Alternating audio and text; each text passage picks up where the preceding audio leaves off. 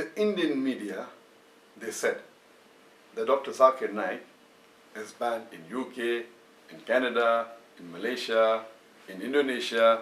Some reports said he's banned in 3 countries, some reports said he's banned in 5 countries, some said 7 countries, some said several countries.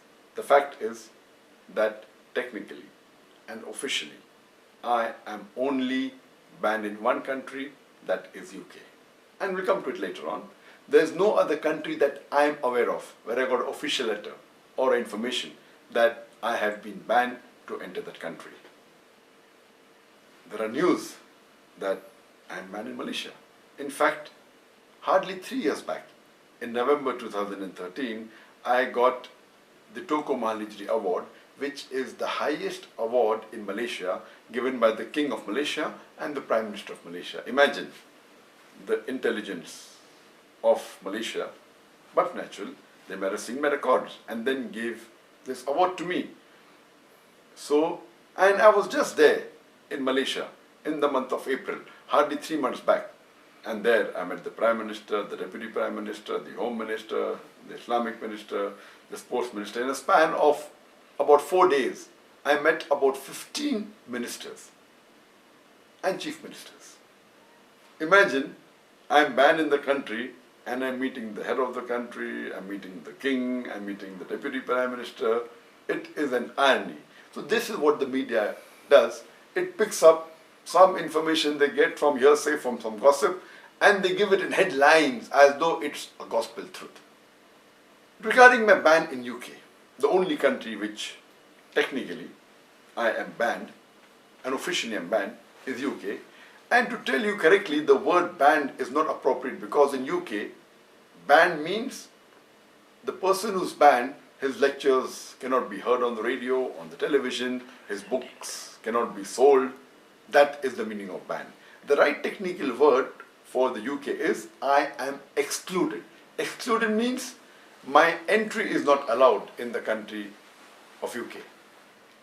And to know the background of this, in the year 2009, just to tell you, I've been to UK several times. I've been there more than 14, 15, more than 20 times.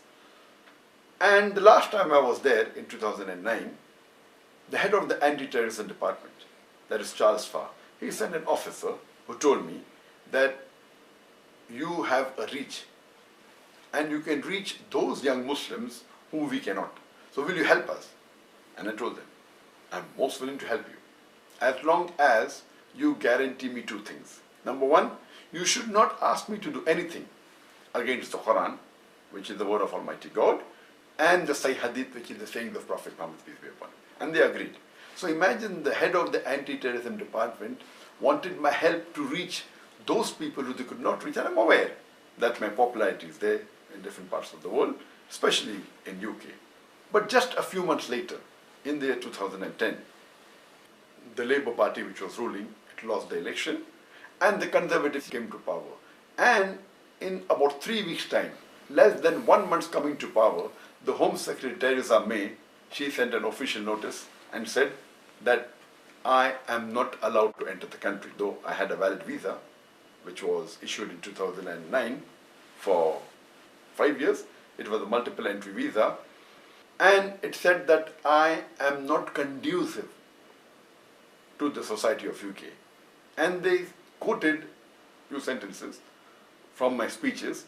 And one speech she quoted that I gave in UK was that I said in my speech in UK that I condemn the 3,000 Americans killed in the 9/11 attack.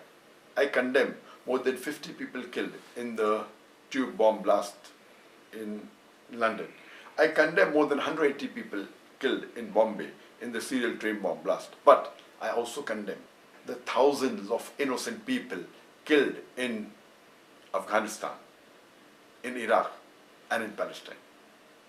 Imagine, she is not allowing me to enter the country and she thinks that I am not conducive for UK because I said, besides disagreeing with the first three attacks of 9/11, London bombing, as well as Bombay serial train bomb blast, I also said I condemned the thousands of innocent people killed in Afghanistan, Iraq, and Palestine. And and she doesn't like it.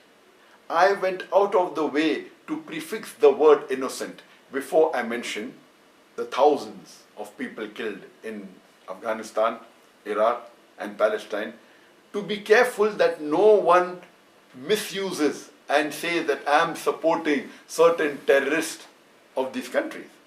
When I used the word Americans, I didn't prefix the word innocent, neither for UK, neither for India. Even going out of the way, she officially writes a letter. And imagine, it's illogical. No one in the right sense can ever agree that why am I not conducive when I'm condemning even the attack that took place in America, in London, in Bombay. Why do they don't like when I condemn the attack that took place in Afghanistan, Iraq and Palestine? These are the double standards. So because of this, this letter said, I'm not allowed to enter. And normally, and technically, this is valid for 3 years. And that 2010 it was issued. So this letter was valid till 2013. So technically, I can apply for a visa for UK.